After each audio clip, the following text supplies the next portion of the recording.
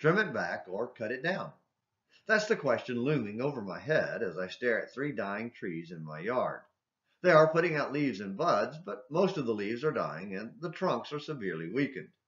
Sure, they will provide some shade for another year or two, unless another storm brings them down, like so many that recently fell due to high winds here in southern Kentucky.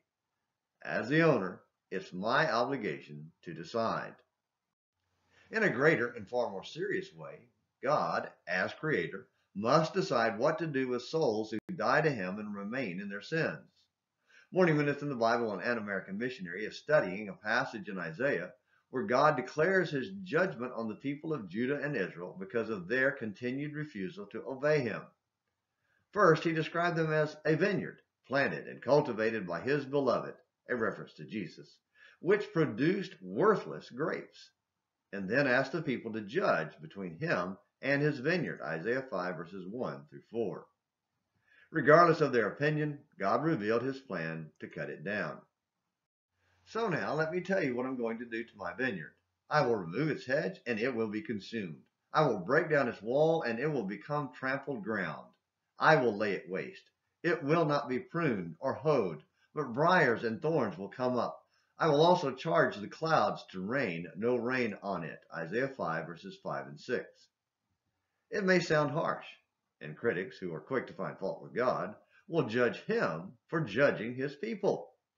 At best, they clearly don't understand God's patience and long-suffering or his justice. At worst, they do, and are defiantly covering for their own impenitent hearts. For the vineyard of the Lord of hosts is the house of Israel, and the men of Judah his delightful plant.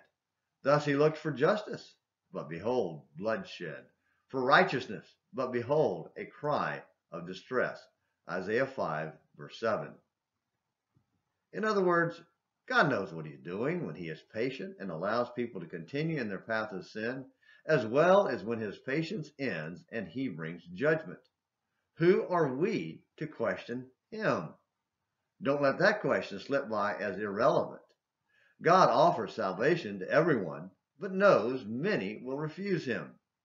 Not because he sovereignly decreed it from before creation as taught by modern Calvinist doctrine, but because he created man with free will and never took it away. Those who use their free will to defy God don't always face his justice here on earth, but they will on Judgment Day. And those who come to him in obedient faith will receive his glorious mercy with its benefits here on earth, and even more so eternally on Judgment Day. Will you come to him? The choice is yours. Thank you for watching Morning Minutes in the Bible and An American Missionary. Until next time, this is James McClenny hoping you have a great day.